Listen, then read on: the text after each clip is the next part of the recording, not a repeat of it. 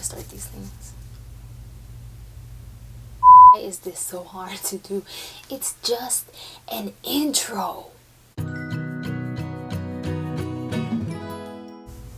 Hey guys, welcome back to my channel.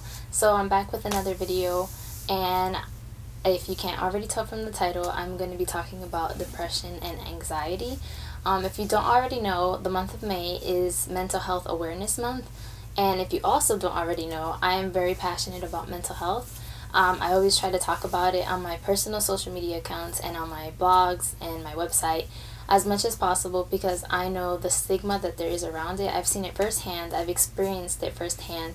And I personally struggle with mental health. So it's something that I feel needs to be addressed and spoken about as much as possible. Something that really bothers me is that mental health is not given as much as importance as physical health is, and I feel like they go hand in hand. If you're not right mentally, the rest of you is not going to be right. I also want to say I am not a licensed professional. I did go to school for human services, so I do have a degree, but I am not licensed, nor do I practice as a professional. So whatever advice or opinions that I give are completely my own and things that I studied in school. So if I suggest something, please seek professional help before doing it, or if it's not anything crazy, just make sure you have an okay on it, because I don't want to be held responsible for anything that you might do based on what I am saying in this video. So like I said before, there is such a stigma around mental health in society. It's not talked about like it should be talked about, and because I'm a Christian, from a Christian perspective, in the church is not also talked about as it should be.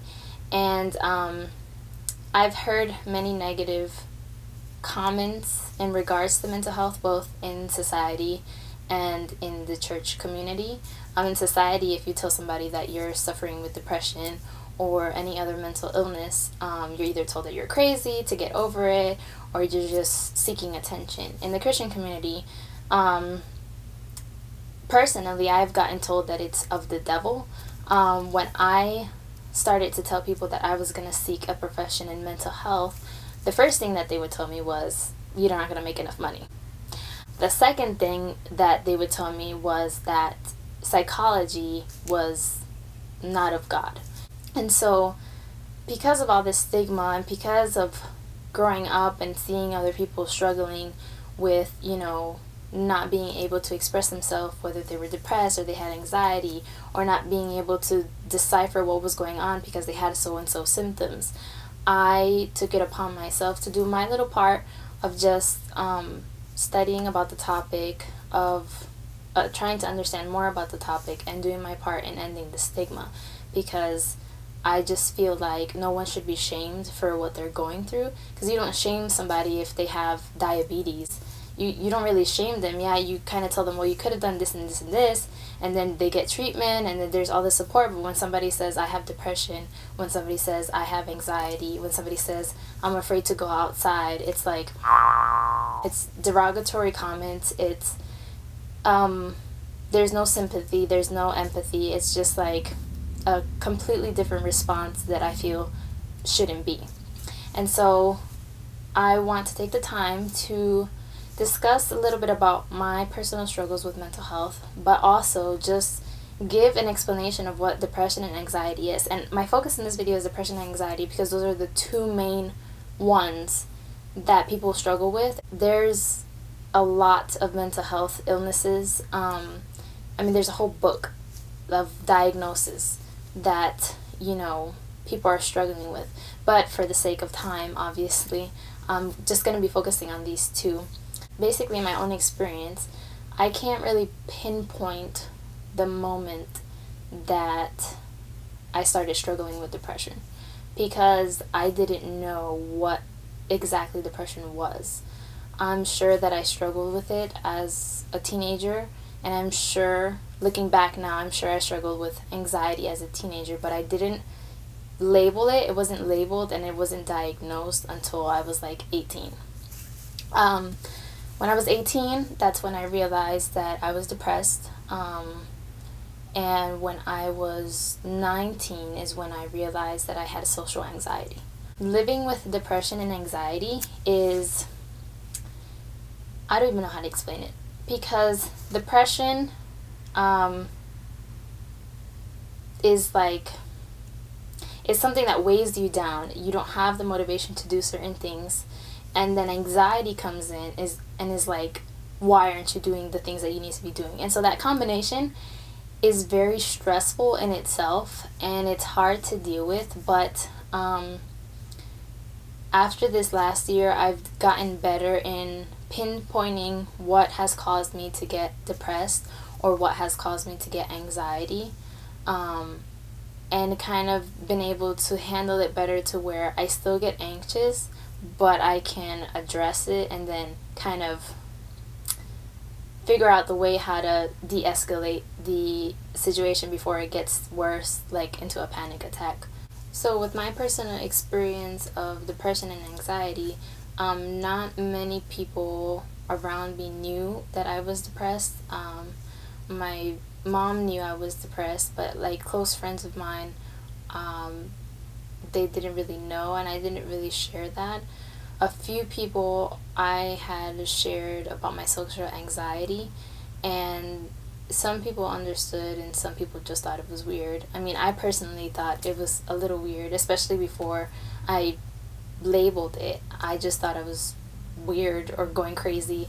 But I've always had this interest in mental health and psychology and all that entails. I would try to attend as many as conferences, seminars that I could attend that had to do with mental health, because I just wanted to gain more of an understanding. I wanted to be able to help other people and just be able to be more aware of the topic. I remember one time I went to a seminar, and this person was like, "Oh, so where are you going?" And I was like, "Oh, I'm just going to like this mental health retreat." And they're like, "Oh, isn't that for like crazy people?"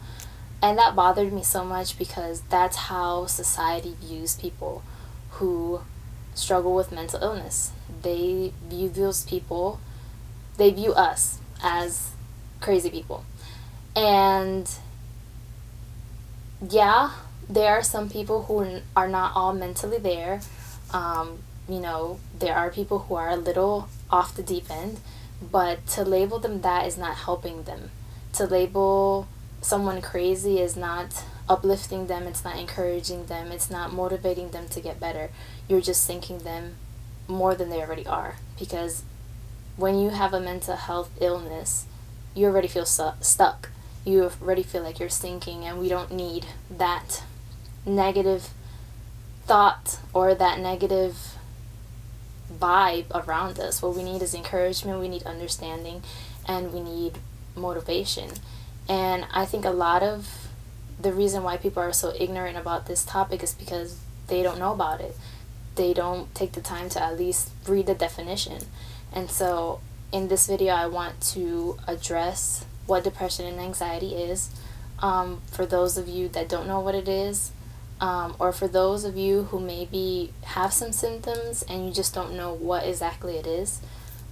Maybe this video can help you out. Basically, I'm going to start with depression. So depression is often mixed with sadness or grief, and it's not the same thing. Depression is feeling like you can't do anything. It's feeling worthless, guilty for probably things that look really minimal to other people. It's not being able to sleep or sleeping too much. It's not wanting to do, loss of energy to do your basic things like showering, eating, getting dressed, brushing your teeth, doing your hair. It's just feeling like there's no hope, there's no purpose. And for you to be diagnosed with depression, these symptoms have to last for 2 weeks or more. And there's different kinds of depression. There's major depression disorder, there's seasonal depression, there's a lot of different kinds of depression, but it's not to be mixed with sadness or grief, because usually when somebody's going through sadness or grief, the rest of their mental health is not really affected. Like with depression, your self-esteem, the way you view yourself, is going to be affected. But when you're going through grief, your self-esteem really isn't affected, because it's not really about you. It's about the situation of the person that you lost or the thing that you lost. And whereas grief can last a very long time, but it does get better over time, depression doesn't always get better. Sometimes if not addressed, it can get worse. And grief also, there's like this pain that you feel in your heart, and it could come in waves. Like for a time you can be good, like a week or two you'll be fine, and then something reminds you of the person you lost, or the thing or whatever, and then the pain comes back again. With depression, it's pretty consistent when you're in that state. Can grief and sadness lead to depression? For sure. There's no doubt about that, but the two are not the same. So when someone tells you that they're depressed, and then you respond with, "Oh no, you're just sad," or "Get over it," or "Suck it up," that's not helpful, number one. And number two, they can't just suck it up, because it's not something that you could just get rid of. I do want to say that there are some medical conditions that have depression-like symptoms, like thyroid issues and some other things. So make sure that before you go and say, "Oh, I have depression," or think that you have depression, seek professional help. Rule those illnesses out first, and then let the professional tell you whether you are depressed, or if it's just something else that could be fixed through the way you eat or other things that could help you. Now let's talk about anxiety. Anxiety is an excessive worry or fear. It's not just fear, but it's constant. It sticks with you for a while. Like I can say, I'm scared of the dark, but once the light comes on, that fear leaves, it vanishes. But with anxiety, it's something that's constantly there in your thoughts, and it's like on overdrive. And so there are also different types of anxiety. I mean, the list goes on. There's general anxiety, there's social anxiety, OCD, which is a type of anxiety, there's panic disorders. I mean, all those disorders stem from anxiety, so the list is very big in that area too. For social anxiety, it's this overwhelming amount of fear and worry that people are going to judge you, or that you're going to offend somebody. It's basically, it can lead you to the point where you want to avoid social situations, and it can affect how you do job interviews, phone calls. For me, it's like, and when I talk about it, because I'm still not 100% comfortable talking about it, it makes me feel dumb, I guess, and that's the stigma.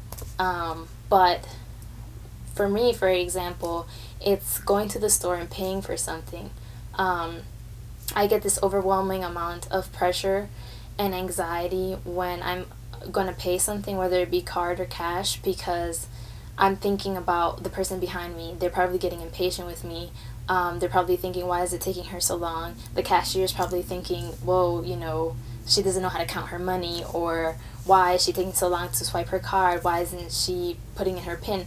It's that excessive amount of thoughts where it's the simplest thing for somebody else, but for me, it's like, oh snap, like, these people are judging me. These probably people think that I'm crazy. These people think that I don't know what I'm doing. And it has affected me in the way that I just perform simple tasks. Talking on the phone, I hate talking on the phone. Like, if you're my best friend and we're really close, then that's fine. But if it's somebody that I don't really like or don't have that really close connection with, I do not like talking on the phone at all. I don't even like leaving voice messages. But like, also participating in church, like, I like to sing. I don't claim to be the best singer, but I do believe I have the gift. It could use some polishing, but I sing in church, and I so badly want to sing with so much confidence and so much strength. But when I go up there, as soon as I go up there, the first thing that I think is, what is everyone thinking about me? And that's because of my social anxiety. But there are underlying reasons to that social anxiety, and it has a lot to do with self-esteem and how I view myself. And I've recognized that, and I'm working towards building my self-esteem and building my confidence so that the social anxiety doesn't have so much control of me as it has had for all this time. Because, like I said, I figured it out when I was 19, and now I'm 25. So it's been a while of dealing with this. So now that I've kind of gone over depression and anxiety, I want to go over things that you can do to help with depression and anxiety. The first and foremost thing that you could do is seek counseling. If you believe that you have symptoms of like the ones that I mentioned, if you feel that there are days that you can't get out of bed, you've lost interest in things, you get panic attacks for just exiting the door of your house or anything like that, I would suggest to start with counseling. Go to counseling, have a therapist diagnose you, label it, because if you don't label it, then you're not going to be able to work on it. And then even after you diagnose it, label it, continue going to counseling, because a counselor is there to help you get to the root of the problem.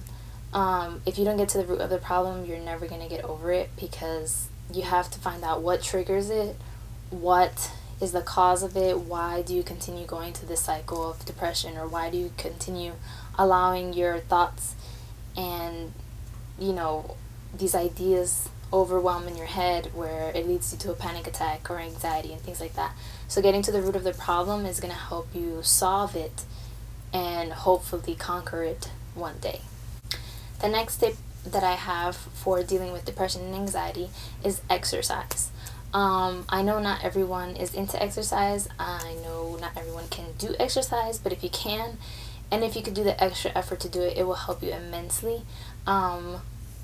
Exercise helps release the happy hormone. It doesn't have to be rigorous exercise. You don't have to run 5 miles every day.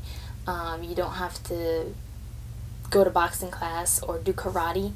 You can walk outside in the sun, because the sun is amazing to boost your mood too. Vitamin D, we all need vitamin D. If you work inside in an office, please make time to get that vitamin D that you don't get on a regular basis because you work inside. Do it after you get home. Sit outside for 15 minutes and just get the vitamin D, because we need vitamin D for our whole being.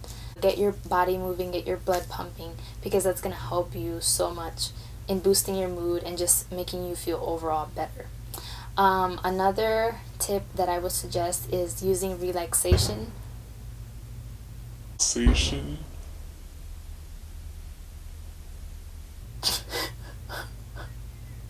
Not sure what that was, but okay. I don't fully agree with all the yoga kind of techniques of meditation, because I am Christian, so that whole one with the earth thing doesn't sit well with me. But if that works for you, there's no judgment here. But the techniques of breathing deeply and exhaling, inhaling, and stretching out your body, and any means that you can use to relax will help you with your anxiety. If you can get like a diffuser and put some lavender in there, that will also help you relax. Anything that you find relaxing, do it. Set a time apart to do it before you go to bed, or when you have an anxiety attack or panic attack. Get into the habit of using that to help calm your nerves, to help calm you down, and that's a good way to kind of manage that. The other tip that I have is diet. A lot of people, I feel like, don't give diet as much credit as it deserves. Diet is a huge part of our mental health and our physical health. A lot of people don't know, but we have a brain, obviously. We know that. But a lot of people don't know that your stomach is kind of like your second brain. A lot of your serotonin levels that I mentioned before are actually in your digestive tract. So whatever you feed to that, that's what's going to help your happy mood, and that's what's going to help you feel better. So if you don't feed your stuff the adequate amount of vitamins or the good stuff, you're not going to feel the best. I'm sorry about the noise outside. If you can hear it, my bad. So some things that can help your serotonin level and help you feel good overall is taking vitamin B. There has been studies that shown that people who have low levels of vitamin B are more prone to depression, and it also has been linked to low moods. Also iron, if you have too little iron, that can also be linked to depression. Omega-3s, which are healthy fatty acids, can improve your thinking, your memory, and your mood. And zinc is also really good. Low levels of zinc can also cause depression. And last but not least, diet-wise, just having a high fiber diet is also really good for the brain, and it's good for your mood. And so in doing these things, I wouldn't say you'll cure your depression or your anxiety, but it will definitely help it, and with time, hopefully, you can cure it.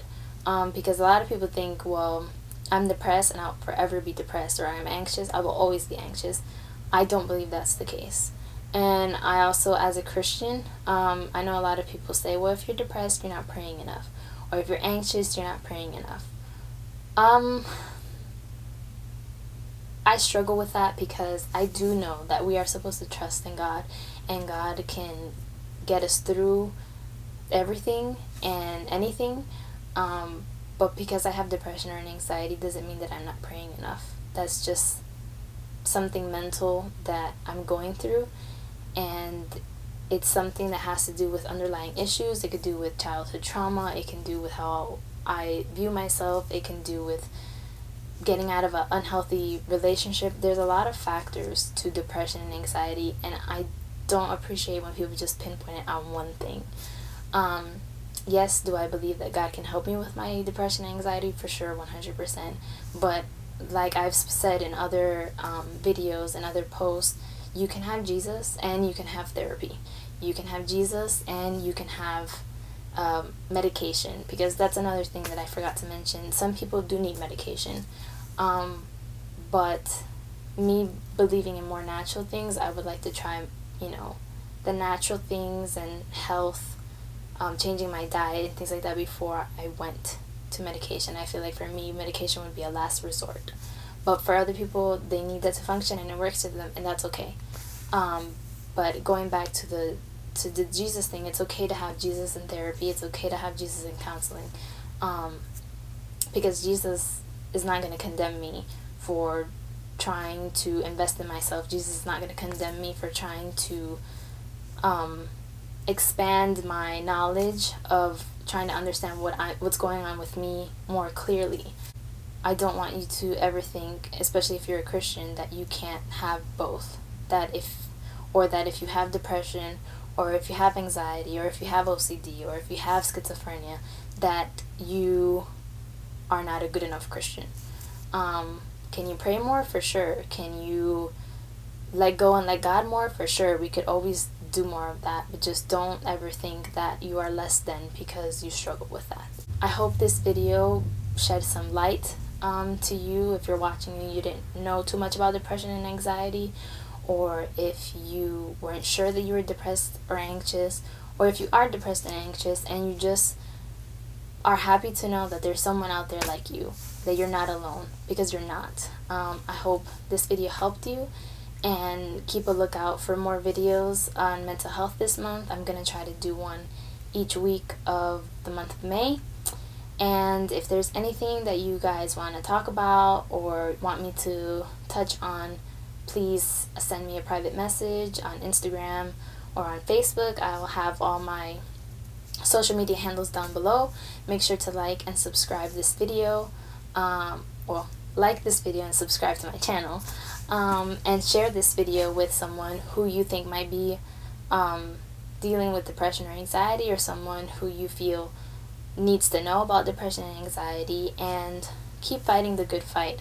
Don't let anyone shame you or make you feel less than just because you have a mental illness. We matter. Mental health matters. It's not just about physical health. mental health is just as important as physical health, and I will keep voicing my opinion on that until Jesus comes back, because I feel that strongly about it. And I am not ashamed to say that I struggle with mental health, or that I have a mental illness, because it doesn't make me less than. It just makes me that much stronger to know that I'm able to address it, I'm able to talk about it, and not let anyone use that against me. Thanks for watching.